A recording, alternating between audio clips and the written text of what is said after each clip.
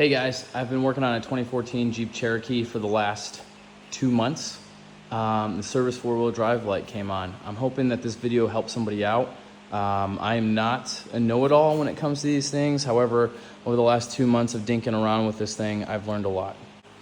So I bought it from auction, had 82,000 miles on the clock, 2014 four-wheel drive. It looked good, it ran good. The only issue with it was the service four-wheel drive light was on. I'm thinking, hey, it runs and drives good. What's the worst it can be? Took it home and ran the codes. 2 codes came up on it in the DTCM, C1415-92 and C1440-64. I've got a friend that knows more about these cars than I do, suggested that it was the transfer case or this PTU unit. You can see the transmission goes in over here. You have an axle that goes out their way and then that way. And then you have the rear diff, or the drive shaft that goes back to the rear diff. I guess this is a common weak point on these vehicles. These PTU units or transfer cases come in either a 1-speed or a 2-speed. And that is designated by AD1 or the Active Drive 1 or Active Drive 2. And I learned that this vehicle was an Active Drive 2, and the 2 speeds are a little bit more expensive than the 1 speeds. I ordered the first one on eBay Motors from a company that rebuilds them. So I thought I was getting a rebuilt unit. However, when they sent it to me, they sent me the completely wrong part. They sent me a different part number than the one I ordered and just wasted 2.5 weeks of my time. Finally got the right part number, which is the one that's installed here, and yeah, it works great. The part number will be in the listing description below. This is the original PTU or transfer case that was on the vehicle. I've taken it apart a little bit. Obviously, I've taken the computer module off, which we'll talk about in a minute.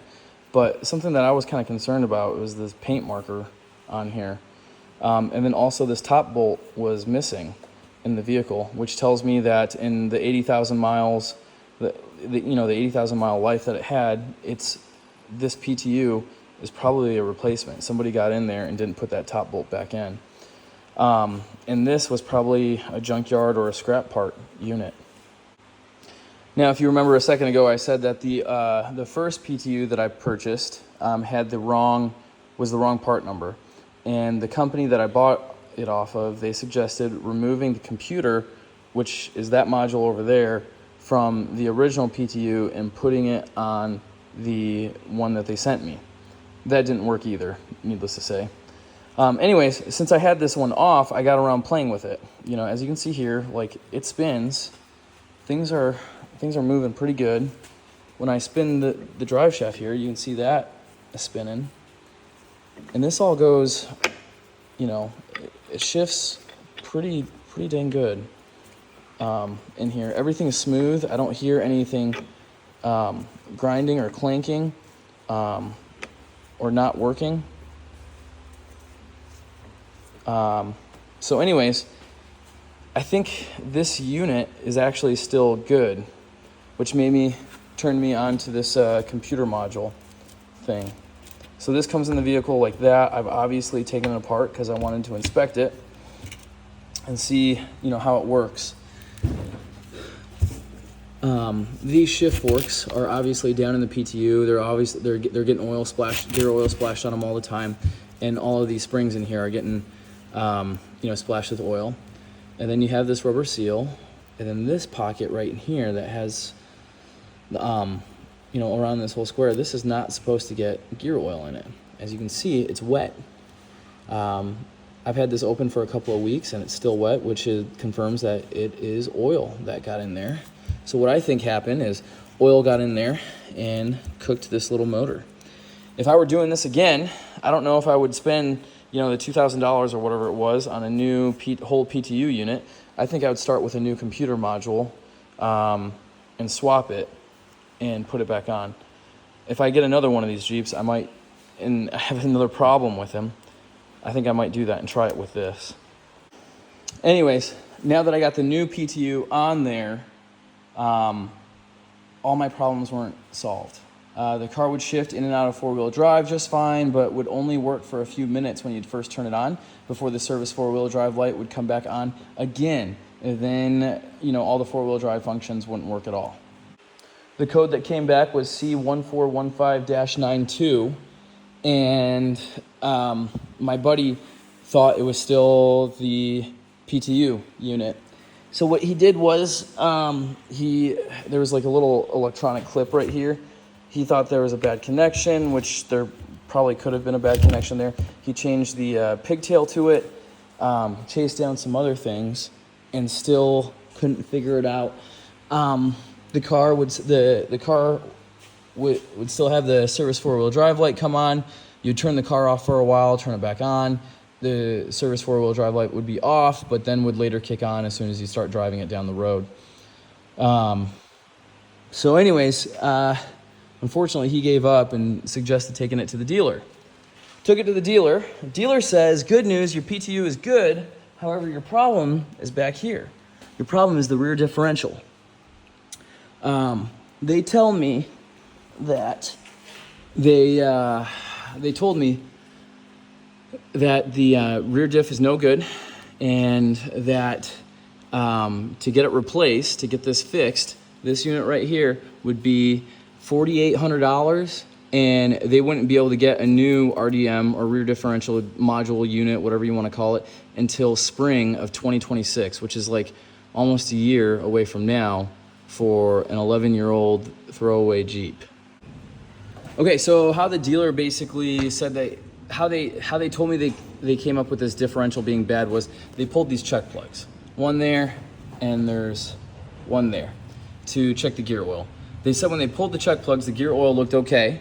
However, they also pulled the drain plug. And when they pulled the drain plug, they saw that there was metal shavings in there.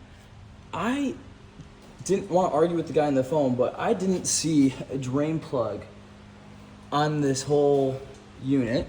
However, again, I'm just kind of a hobby guy, and I don't know everything, especially about these weird Fiat Jeep things that these Frankenstein items that they're putting together. And thought I could have missed it. Took it on home, and sure as crap, here we are. Like if it's here, I'm not seeing it, and it's not anywhere obvious. Which also makes me, distrust the dealer that much more. Hey, we pulled the drain plug, a drain plug that looks to not be in existence. So anyways, I got snooping on the internet and found two random people obscurely that had issues with their RDM, had the same code that I did, and it ended up being this electronic hydraulic pump here. So this differential, which is different from the AD1, the Active Drive 1 four-wheel drive systems. This is the AD2. I'm told that this is the same rear differential that goes in the trackhawk. It's just a different computer, where that plug goes up in there. It's just a different computer that goes on there for the trackhawk versus the AD2. However, you got a chamber here for gear oil, you got a chamber there for gear oil, which is why you have the two check plugs, but you also have a chamber for hydraulic fluid for this electronic pump.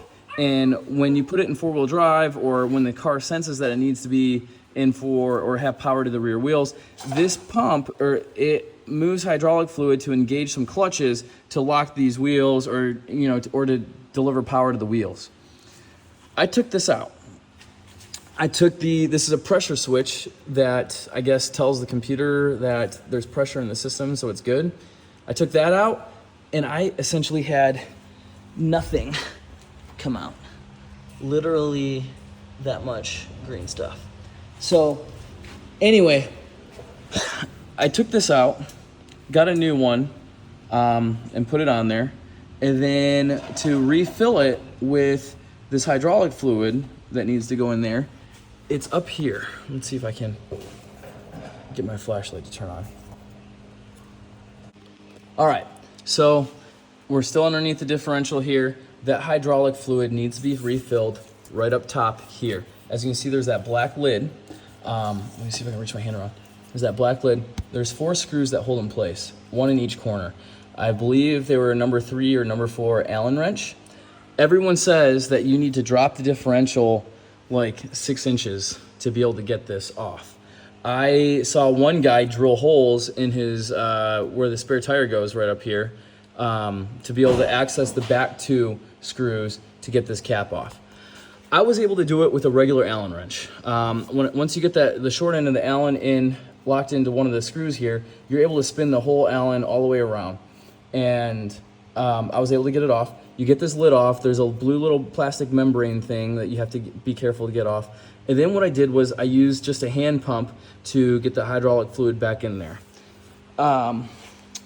So it was a cheap little hand pump. You can get them from like Harbor Freight for like $6 right there.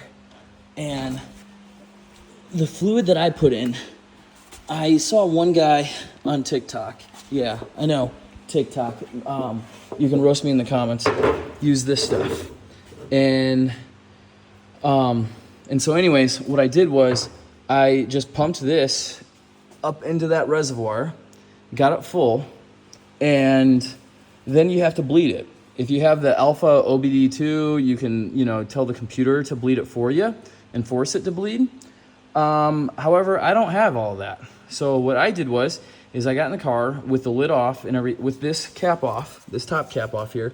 I got in the car and I didn't drive anywhere with it, but I just turned it on and put it in drive. And then came back to it and I saw that the fluid level had gone down significantly. I had added more fluid in there. And got back in the car, turned it back on, put it in drive, until it stopped dropping and felt comfortable that the system was bled. And then I put the blue membrane and then the lid back on that. This right here, this looks wetter and dirtier than it is, only because I was making a mess trying to get it all up in there. All right, so this is the pump that I took off. Just 2-prong. I connected it to this 12-volt battery just to see what it would do. I was hoping that nothing would happen, because then that would confirm to me that this went bad after it was trying to suck fluid that didn't exist into that system, or the low fluid. And to my surprise, it kicked on. So I probably could have gotten away without spending the money on one of these things. The replacement part was a Dorman 600-223. But anyway, this is what it looks like. I'd taken it apart, didn't see any like super bad scratches or anything on the inside. And the motor still kicks over hard. When I tapped it, the whole thing wanted to move on its own.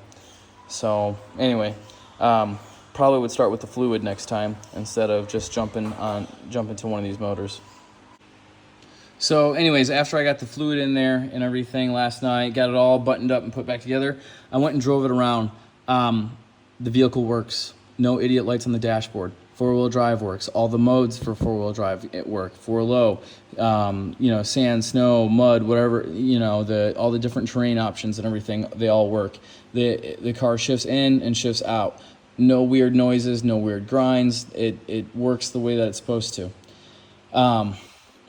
And I didn't need a $5,000 rear differential from the dealership like they had quoted me. If I was starting over again with this Jeep, if I were to advise anyone actually that's going through a similar issue, and had the two codes that I had, I would probably start with not replacing the whole PTU, but just replacing this computer module part and finding it. Keep in mind, this is for the 2-speed PTU. That's the part number for it.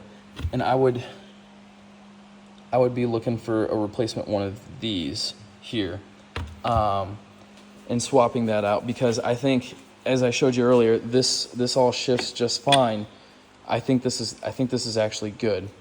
As you can see here, it's spinning and it spins here. Anyway, I think this is good, and it just needed a new computer, and hopefully that saves you roughly about $1,000 just in parts there. And then if you had a code suggesting that the rear differential, the RDM, was bad, I wouldn't believe the dealer. There's no drain plug on here, so if there's no drain plug, how did they pull the drain plug and find metal shavings on it? Or at least there's a drain plug that I can't see. Maybe it's hiding. I don't know. Maybe I'm blind. I don't know everything. I don't know enough, I guess. If I were to do this over again, I don't know if I'd splurge the $180 to $200 or whatever it was for one of these motors. I think I'd start right up there to make sure that there's fluid in there. To do that, people say you got to drop this differential. Again, you don't need to do that. You can get your hands up in there, and once you get the Allen wrench in on that whole wrench will be able to spin around enough until you can get it with your fingers. Carefully pull the lid and that membrane out, and stick a mirror up there and see what you see. And then to bleed it, you don't need any fancy alpha OBD2 sensors or whatever Fiat Chrysler is doing. Just get in the car, stand on the brake pedal, turn it on, put it in drive for a couple of seconds, like 10-15 seconds, put it right back in park, shut it off, and come back in and check that fluid, and add until it stops dropping. So yeah, I wish I could say it was fun. It was more of a headache than anything over the last 2 months trying to get it figured out. I didn't know anything about these Jeep Cherokee front-wheel drive Fiat Frankenstein contraption things. And then I found out there was like an AD1, which is a 1-speed, and then the AD2, which is the 2-speed, or the option to go into 4-low with them. And then you have the trackhawk, which I believe is the same differential, just a different computer on there.